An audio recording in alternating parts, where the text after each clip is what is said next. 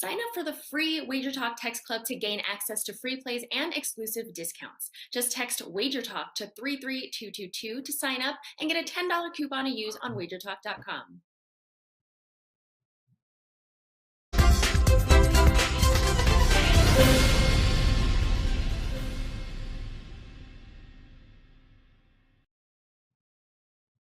All right, guys, welcome in here to the Wednesday edition of the NBA Tip-Off Show, powered by WagerTalk.com, as we've got one game on the card here tonight, and we've got you covered here as we're going to take a look at Game 2 between Phoenix and Denver tonight. Denver looking to tie this series up, get at least one win before they head back to Boulder or to somewhere in the downtown Denver area. Bottom line is nobody wants to fall behind 2-0, and we'll see if they can get it done, and we'll see what these three guys think about the game coming up, and who better to break it down than our good friend Ski Prophet. Teddy Covers here in the house, as well as Tony Mejia, the same crew that helped guide you last night to both of those games. Going to do the same here, and all three can be found, of course, at WagerTalk.com. And Ski, I'll start with you, my man.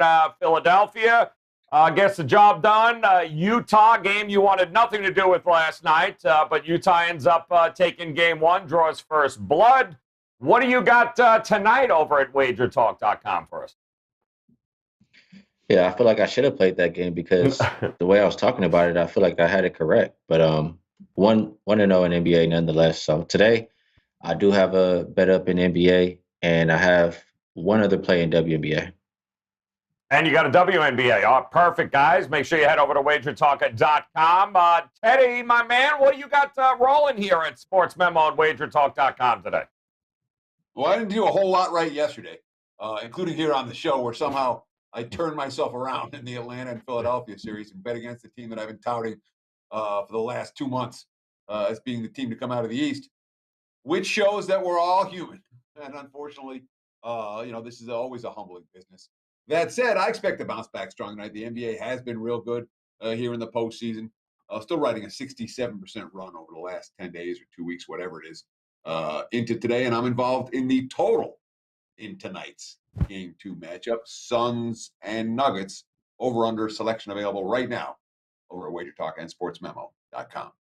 All right, there you go, guys. And Tony Mejia, talk to us, my man. What was your night like last night? And what do you got for us tonight at Wager Talk? Well, I didn't get in on the Clippers until after Conley got ruled out. So I was stuck with the 3 instead of the 3.5, 4. But I was on LA and pushed. But luckily, my 4% play was on the over. So that got there on the Paul George 3. And, unbeknownst to me, we wouldn't see another score in that game, which was wild, last 38 seconds. Marcus Morris Sr., I jinxed him on the show, 1 for 9 from three-point range. I've been doing that a lot lately. I jinxed Monty Morris the other day. He went like 1 of 10.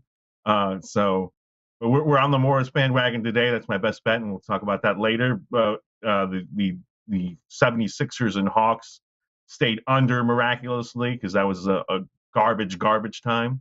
But, yeah, the lines were really sharp last night. So we'll see what happens today. I have a 5% play in Nuggets Suns. We're putting our 8-0 playoff 5% record on the line. And I've got a couple of props in that game. One I'll be giving away for free on the show. It's a client play. And, busy time, soccer coming up. And I'm looking to see if Yadier Molina is going to be in the Cardinals starting lineup tonight. Otherwise, that's Fade City. All right, guys, here we go. Cards are best bets locked and loaded at WagerTalk.com. Let's dive in to tonight's game, 9:30 Eastern Time tip-off between the Nuggets and Suns. Game 2, the Suns won the opener. 5.5-point favorites there. That was a 122-105 victory. They opened up as a 6-point favorite here. I'm seeing 5s and 5.5s popping up across the board. The total here tonight, I'm seeing 223, 223.5, somewhere in that ballpark. So, Ski, let me start with you here, my man. Felt like the Nuggets might have just run out of a little steam there in Game 1. Game 2 here tonight, you think we'll see anything different from the Nuggets? Yeah, well, I think Michael Porter Jr. didn't play that much He played 31 minutes, and I wanted to see if he was healthy. I heard Mike Malone say that he expects him to be good, so that's good for what I'm looking at in this game. Before I talk about the side or total, I want to mention a couple of player props. I heard Tony say that he's liking Morris. We'll see if we match up, but I'm thinking he can maybe get over his assists today. I think it was 4.5, and he had 6 the last game, so I think that's pretty good. I was looking at DeAndre Ayton over his points and rebounds. It was 25.5 earlier. It's probably 26.5 now. It's went over every single time he's played Denver. Jokic always talks about, or doesn't always talk about, but we've heard him say that Aiden has been his toughest matchup, and it looked like it in game one. So I think it continues. So those are 2 player props that I'm looking towards. In this game, we heard Mike Malone say that they want to play with pace. They want to avoid playing against Phoenix defense, their set defense. And during the game, you heard Monty Williams say that they want to get stops and run in transition too. So whenever the ball's not going through the basket, either team is going to play with pace, both really efficient on offense. And I like what I think Rob Vino brought up last time. I took this game over for the full game last time, but the first half looks a little bit better just because Chris Paul is going to take the air out the ball at the end if Phoenix is ahead. And in general, just looking at first half numbers on the season, 59.7, 57.4, that gets us over the first half total today. And if you look at the last 3 for both teams, 61.3, 61.7, that gets us over 113 as well. So I like the first half total over. I can't argue that the game goes over as well because out of the 31 games without Jamal Murray, they average 228. So I like points. I like DeAndre Ayton, and I like Morris. All right, good stuff there. Teddy, we watched Denver shoot just about 47% from the field. They only went 14 of 40 from beyond the arc there, but I was shocked on how little they got to the free throw line there in that game also. It just seemed like they ran out of steam at the end, but they do have the MVP right now on that team, so is that going to make a difference here tonight? Well, it certainly could. And we look at it really is a fascinating game to handicap because you have matchups pointing you one way and you have situation pointing the other way, which makes it a difficult handicap from a side perspective. Like I said, I do have a fairly strong opinion on the total that you can get right now over in SportsMemo or WagerTalk.com. But from a side standpoint, after one game, I'm telling you, Phoenix is winning this series. Okay. And the markets are telling you the same thing with the Suns as $4 favorites, $4.50 favorites. There's been a fair bit of money coming on Phoenix to win the series. And that has a lot to do with the fact that Denver was able to get past Portland with a backup backcourt. But even though the names for Portland are pretty big with McCollum and Lillard, from a size standpoint, they weren't. And from a defensive standpoint, they didn't bring it. Suns guards play defense. And that was a problem in game one for Morris and company, and Capuzzo and company, Rivers and company. And that's a problem that is not going to go away for Denver. And I expect it to doom them in this series. I really do. If you're, outmatched in the backcourt, it does not bode well for your chances to survive and advance in a 7-game series against a pretty darn good team. All that being said, all right, and there's another factor point to Phoenix, they're the healthy team. The Suns are as healthy as anyone in the playoffs right now. And one thing we see year in, year out in the NBA postseason, if you do nothing but bet on the teams that stay healthy, you make money. So in general, in this series, I'm going to be looking for spots to bet Phoenix. But when we look at this Nuggets track record, all right, every game one they lose in the postseason. I mean, literally every game one they lose. Mike Malone talked about Jokic as a rhythm player, a guy who likes one day on, one day off, one day on, one day off. Well, he's in that mode right here. Off a game one loss the last 2 years, let's see, they beat the Blazers by 19. They beat the Clippers last year in this exact same spot, down 1-0 second round playoff series. They beat the Clips. They were 9-point dogs. They won that game by 9. And in game 2 against the Lakers in the Western Conference Finals last year, after they got bombed in game 1, they only lost by a bucket, plus 7.5. Covered the spread pretty much wire to wire in that one, and they won game 3 to make it a series. So versus the eventual champs. So this is a Denver team that we've seen in these spots step up again and again and again. And that to me is too strong to bet against. So while I like Phoenix to win the series and I'm looking for spots to back the Suns right now, tonight's a Denver spot. If I had to play it, I could only play the Nuggets. And I worry about that backcourt for Denver. I worry about it on both ends, which is most assuredly a concern for me here. So it's going to be a pass. I'm waving the Switzerland flag for the side on this one. It was a solid breakdown, though, so we'll give you a pass on the Switzerland there. So, Mejia, talk to me here, my man. When you look at this, I mean, talk about a roller coaster night for the Nuggets in Game 1. They were leading at half. They probably could have been leading by more if they had a few of those buckets fall in. But what do you think is going to happen here tonight? We see a better effort out of the gate, or are we looking at possibly a second-half comeback again for Denver? Well, I mean, I think Denver proved one thing the other night, and that's that crowds don't faze them. And maybe that's Jokic's influence. He gets everybody settled down.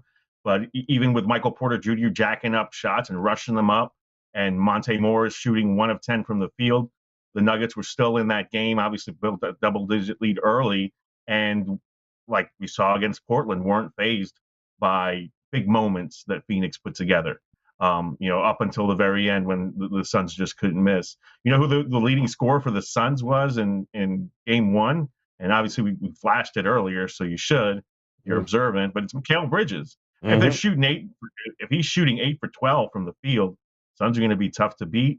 But on the other end, if you're Denver outside of cheering that announcement that Nikola Jokic was the MVP that Adam Silver delivered during their team meeting, you're looking at spots where you could be better, where you should have been better. This is an interesting game, too. I've obviously got to talk in riddles a little bit because I've made up my mind enough to put a 5% label on this side. But certainly I think these are two quality teams where we've seen DeAndre Ayton become the Jokic whisperer somewhat, but he still has to prove that. He still has to earn that.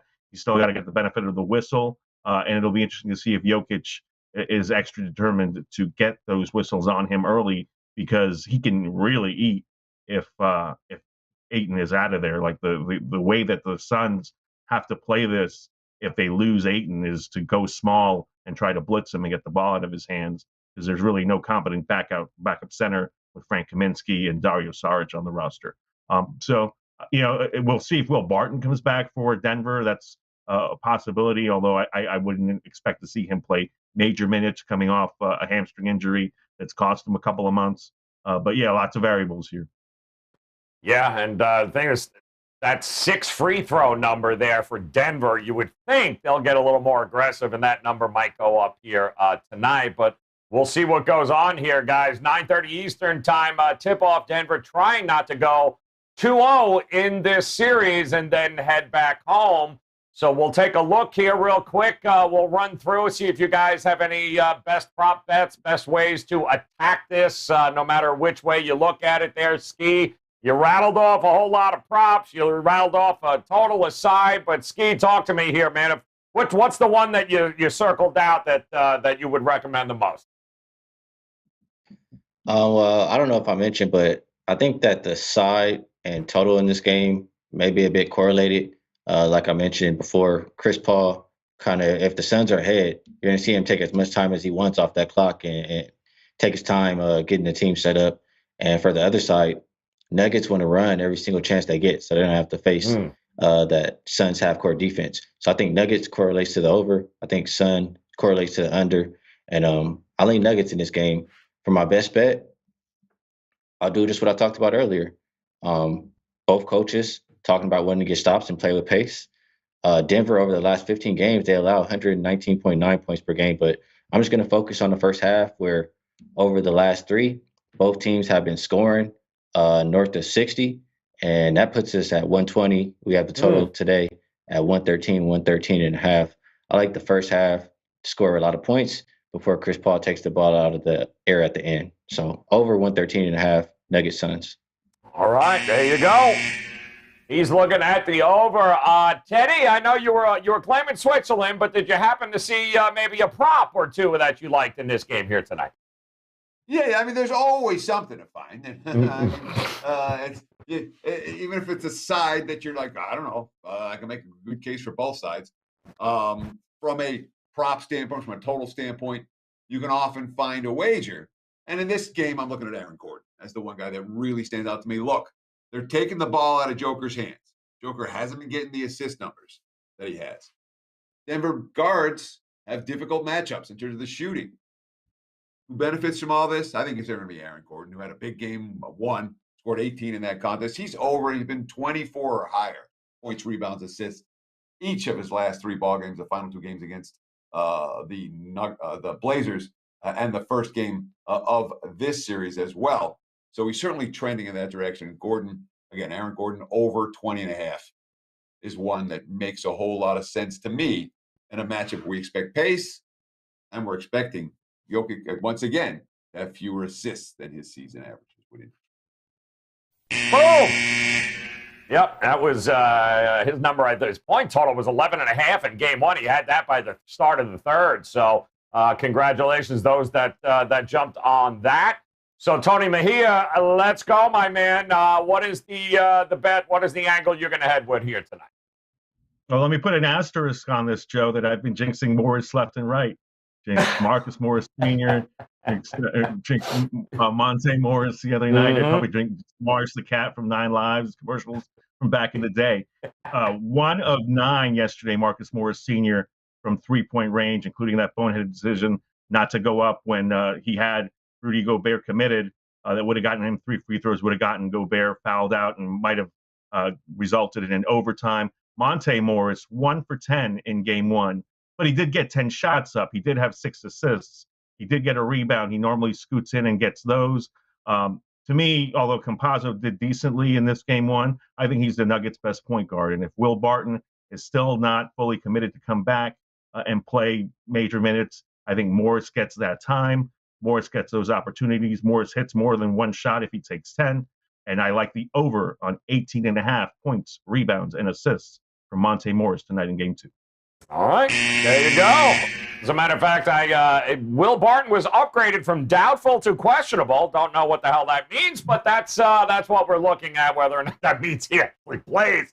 Totally different ball game. But the bottom line is, you heard Teddy tell you he's got a really good feeling about the total in this game tonight. You can head over to WagerTalk.com, grab that. Ski already told you he's locked and loaded, as is Tony Mejia. So you guys have the opportunity to head to Wager Talk. And for those just joining us, let's take a look here, guys. Best bet recap time. Ski, give him the first half over, 113.5 Nuggets Suns. Of course, Teddy, Aaron Gordon over. Give me the points, rebounds, assists, 20.5. And Tony Mejia says, jinx be damned here. Light some sage, Monte Morris. Over 18.5 points, rebounds, and assists in this one. So there you got it. Don't forget, 9:30 Eastern Time tip-off, guys, for Game 2 here, Nuggets-Suns. Don't forget, of course, we'll be back again tomorrow as we get to do it all over again. 2 more playoff games tomorrow we'll break down, including the Nets and Bucks. It should be a very interesting lead into the weekend here in the NBA playoffs. So don't forget, WagerTalk.com, also SportsMemo.com for Teddy. Get over there. 3-day, 7-day, 30-day all-access packages. Never got to worry about missing a play. Head over to their pages now, guys. Ski Profit, Teddy Covers, and Tony Mejia. And let's make it a profitable Wednesday. On behalf of all 3 of those gentlemen, guys, hit that bell in the upper right-hand corner. Thanks for making us a part of your day. Come back and join us again tomorrow. In the meantime, best of luck with your plays tonight, guys. We'll talk to you then.